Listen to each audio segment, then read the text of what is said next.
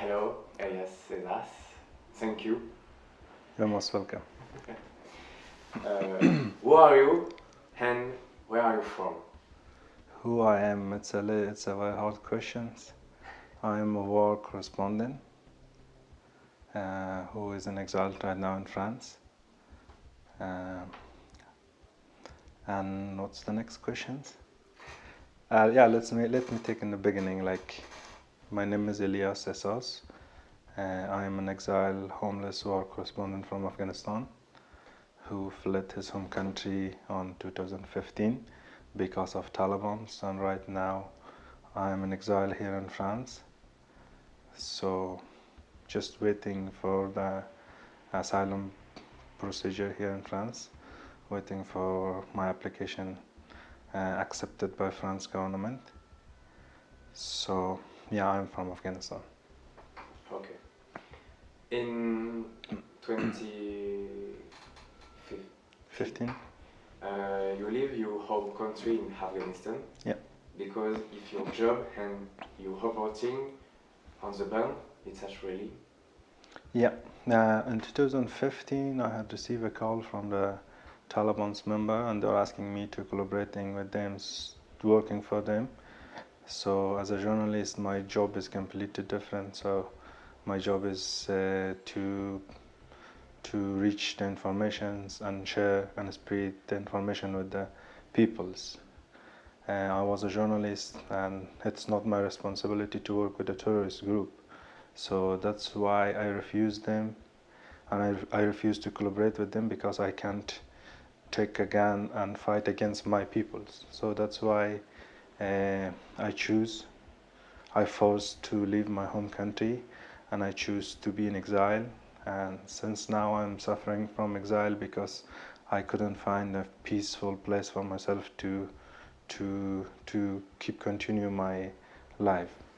So that's why I fled my home country. It's a very tough decision for me to take on that period of time, because I was a journalist and I made a name for myself in my home country, and many people know me, and I love my job.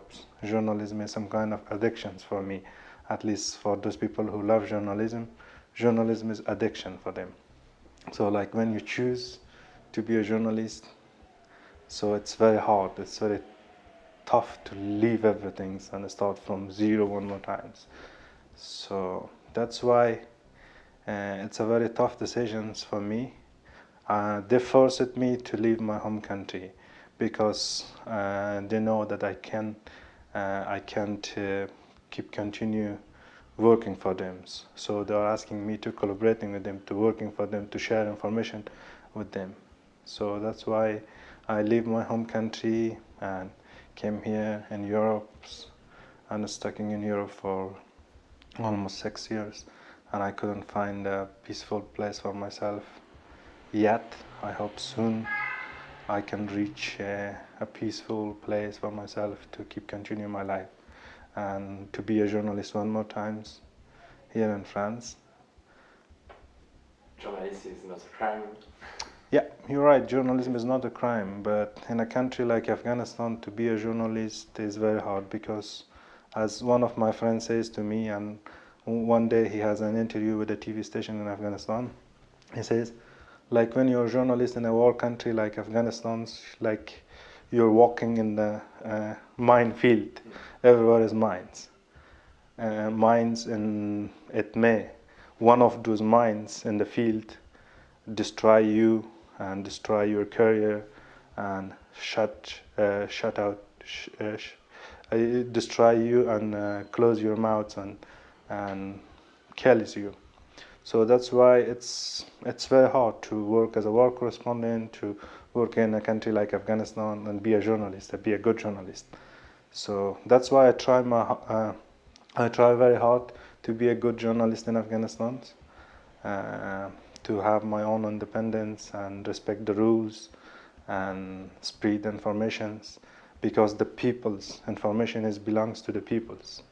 As a journalist, it's your responsibility to share this information with the peoples. Tell you about your trip to France by way of Sweden. You feeling your emotion. So it's a very hard decision. Like when I came to Europe, I feel I found a safe place for myself. Here in Europe, there is a lot of safe zones for me. I was thinking like that. But when I choose Sweden, after a long time of stuck in Sweden and waiting and no response from the Swedish Migration Agency, I received the first negative and the second negative and the third negative. So they treat me one more time. It's not like a Talibans, they treat me in a different way. The Talibans treat me that they're going to shoot me, they're going to destroy my life if I'm not collaborating with them. But the Swedes will treat me to deport me back, and the Talibans do that after a while, like after 2, 3, 4, 5 years. So that's why I made my decision one more time. It was a very hard decision one more time for me. But I have no any other choice. I have to take this decision on that period of time on 2020, because the Sweden will deport easily Afghan back to Afghanistan, and my life is in risk in Afghanistan, and I was facing with death in Afghanistan. So that's why I choose to come here in France. It's a very hard decision for me because I learned the Swedish language, and I had a lot of nice friends in Sweden. I met my connections, my friends in Sweden, and I was thinking like that. If I go to France, if I'm going to France, I have to start from the zero, like below the zero, and like I have to be like a kid one more times. I have to start to learn the alphabet, to say food, waters. Asking, I didn't know how to find my direction, how to find the way that I can survive here in France. But there is no other choice for me. I have to take this decision on that period of time, and that's why I made my decision, and I came to France, and I took the boat from Sweden to Germany, and the German police were stop us, and it was a very bad moments when the German border police arrest us. They put us in the detention center, and there is an investigation officer, border German police investigating us very tough and asking us fingerprints. And then I have no other choice. I have to tell them, so I'm going to stay here, I'm going to ask asylum. But it was not my decision to stay in Germany, because Germany is somehow like Sweden. They will let you stay here for a long time, and after 4 or 5 years to refuse your case, and they will kick you out and they will deport you. So, but when they arrest me, they let me be free, and they give me 150 fine. And I have no money. I just borrowed some money from a friend in Germany, and then took the black taxi from Germany to France. And here in France also I stuck a lot, and I had a lot of problems, a lot of difficulties here in France since I arrived. After the capture of Kabul, your family is repatriated to France. How didn't your family experience this? So the experience is very hard, because when you lose your everything in 2-3 days, and you're forced to leave your home country, your everything, your house, your jobs, your dreams. The most important part is dreams. It's a very hard time for them, but they have no any other choice. They have to escape from Afghanistan. They have to leave everything. Like they are facing with different. They are facing completely different. Like I was threatened by the Talibans, but in these times when the Talibans took the control of Afghanistan or occupied Afghanistan, they took completely the country. There is no safe zone for Afghans who work for the governments, for the champions, for the activists, for the journalists families, for the sport peoples. for the athletes in Afghanistan. So that's why they're trying very hard to get in the Kabul airport. Many of those activists and journalists and those people who work for democracy in their home country and supporting the government of Afghanistan, Islamic Republic of Afghanistan.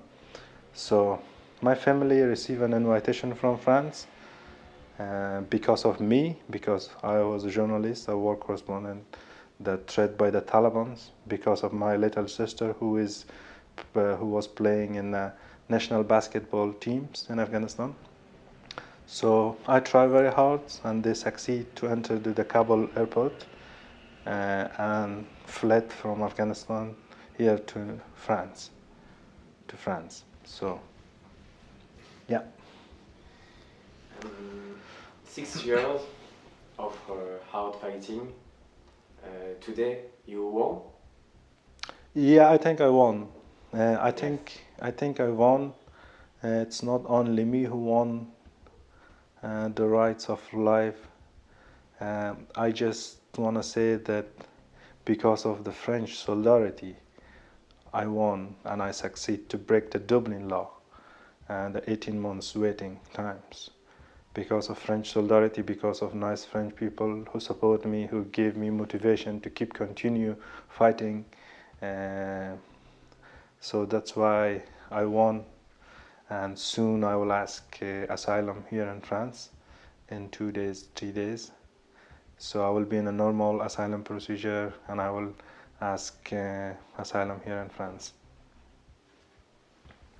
And can we say this a news beginning for you? Yeah, it's a big news. It's a very big news for me because I suffer a lot here in France. Since I came here, I suffer a lot. Since I fled my home country, I suffer a lot. Getting the way from Afghanistan to Sweden, from Sweden to France, and France in the streets. I slept in the street for a couple of months. So, and then I was facing with deportation back to Sweden on 2021, in the beginning of 2021, in the 2020 also, because they want to deport me back to Sweden, in a country that they deport Afghans very easily back to Afghanistan. So that's why I'm so happy and I'm so proud of myself. I'm so proud of my friends and the French people who support me, who give this chance, who forced the government to give this chance for me to ask asylum. Hopefully I could receive the French refugee status here in France and continue my career here in France and trying and be a good journalist here in France. Thank you, Mr. Elyaas. You're most welcome.